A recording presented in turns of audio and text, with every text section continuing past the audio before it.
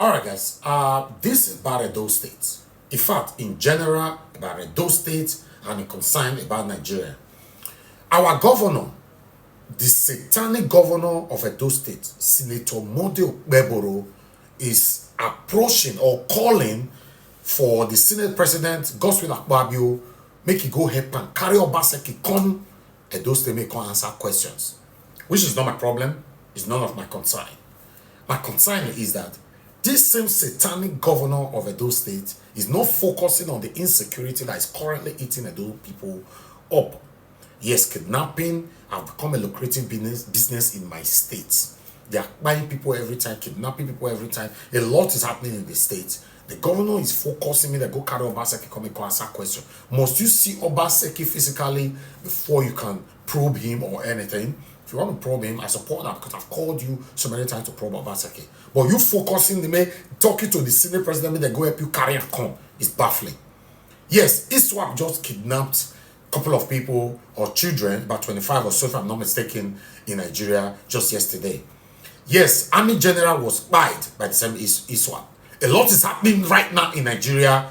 Godswill Akpabio has succumbed or reduced himself to the satanism of Okpebholo for them to be talking about how they want to go carry Obaseki come. Is that the primary problem right now that we are facing? Yes, like I said, I want them to probe Obaseki, but you don't need to see him. Whenever he steps his foot in Nigeria, he can be picked up if you probe him. My people, a lot is currently happening in Nigeria right now. For those of you that are saying that you don't want Trump to come, you don't want Trump to come, you never see anything. Let's take these combined videos together. This is NAIJA Watch Media. Join us every day, 7 p.m. Nigerian time. Let's continue to talk about the things that affect you and I. Mr. Senate President, you are a powerful man in this country, number 3 man in this country. I want to passionately beg you, please, I want Obaseki back home to come and answer some questions. Mr. Senate President, Edo is not meant for 419, and nobody can use Edo to commit fraud internationally. Edo government has also been defrauded. So, when the committee led by Adam Sushomole's report is out, I want to tell you with the facts I have on ground, which I will later show you, it's enough for you to bring him back to this country. Good morning, my name is Harrison Gwamnishu. I posted this last week. 5 persons were kidnapped from one family, and they are all from Edo State. All right, they went to farm, and they were kidnapped in a community in Agenebode, Edo State. All right, so for almost 1 week they are in kidnappers. There are minors with them too, that were kidnapped. These are the names of persons that were kidnapped. The kidnappers demanded for huge amount of money which the family could not provide, and they somehow reached out to me, and we left Asaba to Edo State. We spent almost 1 week for this very case. Some breaking news before we start what's trending. We're just learning, with officials of Kebbi State government confirming a terrorist attack on MAGA Comprehensive Girls Secondary School, where an unspecified number of female students have been abducted. So the chief press secretary to Kebbi State Governor Ahmed Idris confirmed the attack, while also saying that the details are still somewhat ambiguous as of now. But here's what we know. The state deputy governor, Umar Tafida, has led a team of government officials to the scene of the crime, while sources report that a staff of the school was killed and some even sustained different injuries as the terrorists got into the school and shot sporadically. So we'll definitely follow that story. Speaking of security or insecurity, let's head over to Katsina State now, where shocking new footage appears to show a number of armed bandits on motorcycles and bicycles storming the Kankia local government area of the state. So in this video posted on Saturday, a group of bandits ride into an open area as gunshots can literally be heard firing into the air, as no security presence is there to counter them or protect residents. Let's take a look at the video, then discuss it.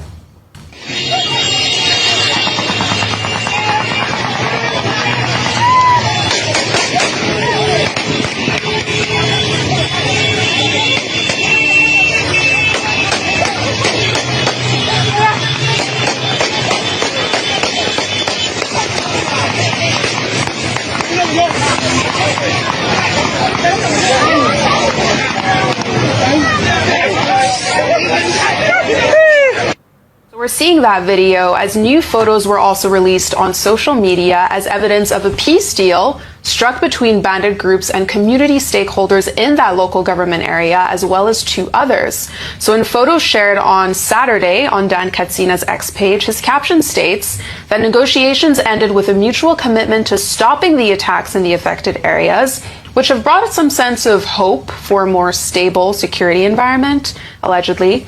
But this peace deal has raised questions about what that peace deal might look like in neighboring local government areas, especially in Kano State. Interestingly, it's often believed that the de-escalation of violence in one area can have a ripple effect, pushing the violence instead onto another area in close proximity. And I'll come to you on this. I mean, that video, it's just the brazenness of the attack, how just, they're completely out in the open and no one's around to stop it. So the stories they've taken this morning show clearly that we have a deep insecurity problem in Nigeria, and it's an inherited problem. It didn't start with this administration. The only challenge is that previous administrations have not been able to deal with it. Going back to the last story around how we even negotiate with bandits, that has been criticized heavily by in different quarters. If you're talking about, you say, well, we negotiated with, or we gave amnesty to people like Niger Delta militants and all that. These people had an ideology. There was a cause for their violence. What is the ideology of the bandits? That they are criminals?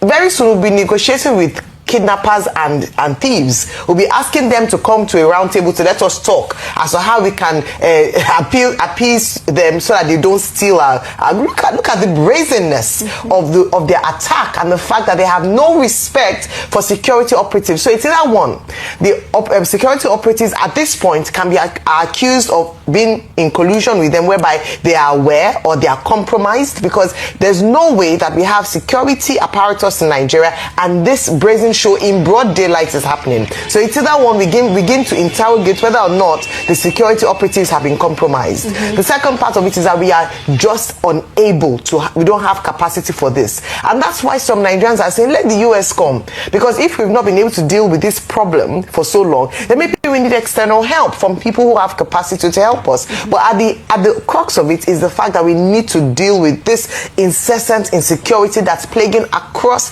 all Nigeria. And I want to speak about the Kebbi girls. It is sad that despite all the campaigns that have happened, we've talked about other kidnappings that have happened in the past, and now when we're really talking insecurities on the front burner, it's almost a slap on the face of the government to see in the Northwest another case of kidnapping in a school. We've had the Safe School Initiative. What happened to that? We've had interventions following kidnappings. What happened to that? It means that the government is admitting through this incident that they are unable to tackle the situation, and that's one of the primary responsibilities of government, to ensure security of lives and property. Finally, on Christian genocide, I'll just say this one point, that with Dr. Esiet going to Plateau State, I said it was a good move because we need to deal with this kinetically and non-kinetically, but it's also an admission that the government was too hasty in responding to the claims of Christian genocide without even an investigation first to speak to community leaders. So their reaction, first of all, knee-jerk was deny, say it's okay, then go back and say, okay, come together, let us talk to you and ask. Should that not have been done first before they went on to deny that it was happening in the first place? We are dead. Otilo, we don't finish. Bandits don't kidnap 25 children today. The unfortunate thing has already happened. They have abducted our children. We have come, we have seen things by ourselves. And we see the parents, that their children were being abducted. And we give them confidence, we give them our words that we'll do everything possible to ensure that their children are being rescued. And we also assure them that let them have confidence in us. And we'll make sure that the security agencies will do everything possible to do the needful. That is the essence of our coming to MAGA, to see our people, and also to give them confidence and to give them words of encouragement. What do you expect for Nigeria where police they very busy guiding politicians to secure their life, but the poor masses children they for risk? What do you expect for country where we say even Donald Trump talk say one can support us to fight these so-called bandits, Fulani S-men, the people that be slaughtering us? They say Nigeria citizens they talk say Donald Trump is after our oil because of say no affect their children. They don't kidnap 25 children today. The government is say don't worry, we will look into the matter. Where una dey before it happen? Who are these people that is taking life in Nigeria? Who they sponsor them? Who they give their gun? Who is this bandit in Nigeria that have been threatening the life, taking life of the poor masses? They kidnapped 25 children today under the watch of the military, under the watch of the police, under the watch of Tinubu, under the watch of APC. With the first secret war, we are deceiving ourselves. We are dead already. How we say we are alive, we for don't die. Imagine, everybody have to protect yourself. Secure your life, because bandit is coming, S-men is coming.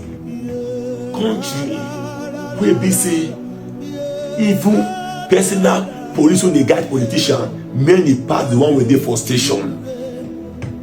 Today, the children of this man right now when they speak, they for abroad. Their children is well secure.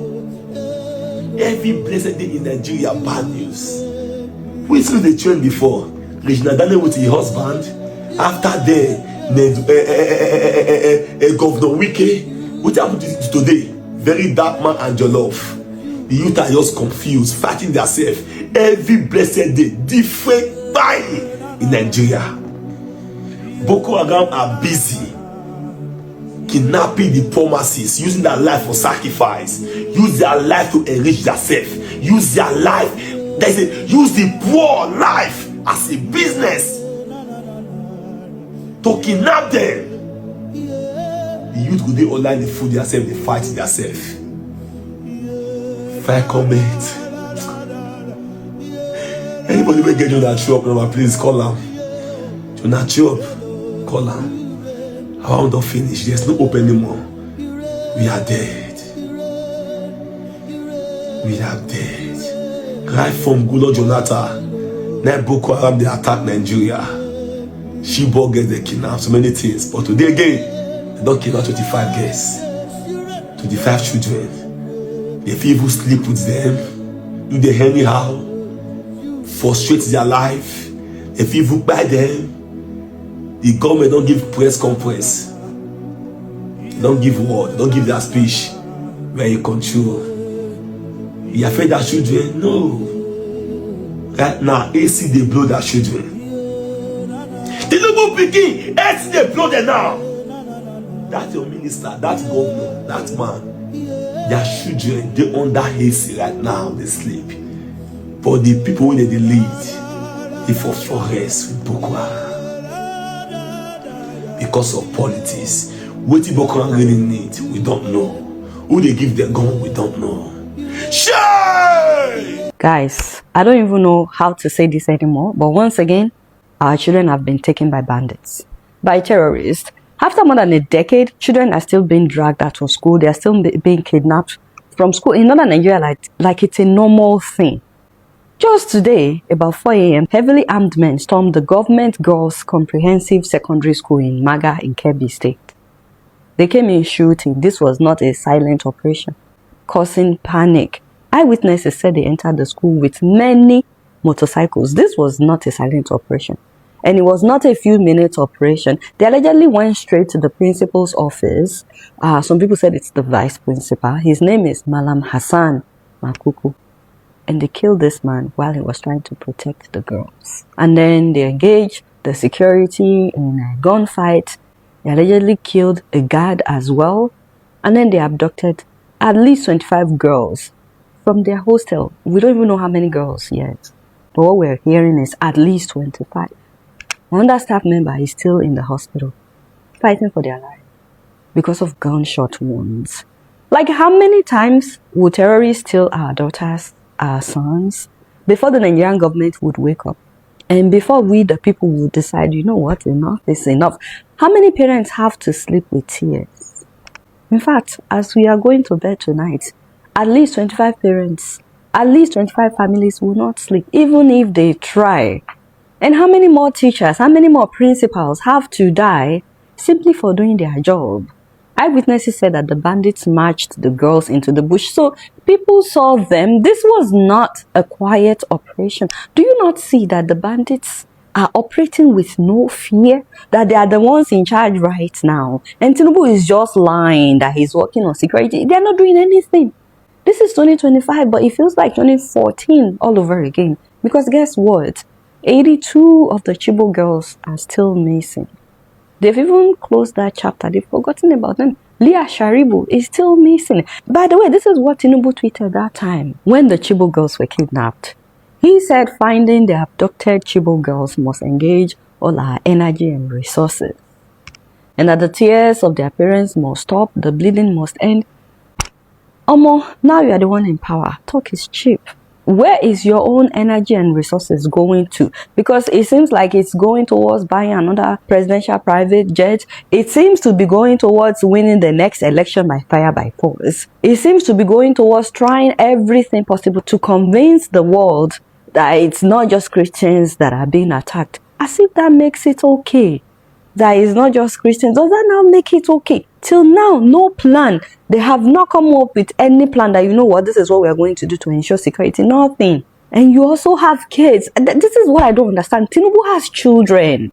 Why do you act like... I don't understand. In March of 2024, when over 200 children were taken from Kuriga in Kaduna State, we celebrated when they were rescued. And we shouted that never again. But here we are. Again. Northern Nigeria is bleeding, guys. In fact, scrap that. The whole country is not okay. Families are traumatized. And many of us are moving on like nothing is happening just because we are not directly affected. If we don't demand for better security right now, this cycle will never end. Today is Kebbi. Tomorrow it will be another state. Every child deserves to sleep and wake up safely. Every girl, every boy deserves to go to school without fear. And every Nigerian deserves a government that takes security seriously. Guys, until every Chibok girl is home, until Leah Sharibu is free, and until these girls from Kebbi State are returned safely, we cannot and we should not keep quiet. All I'm asking is, when will Nigeria value human lives? When?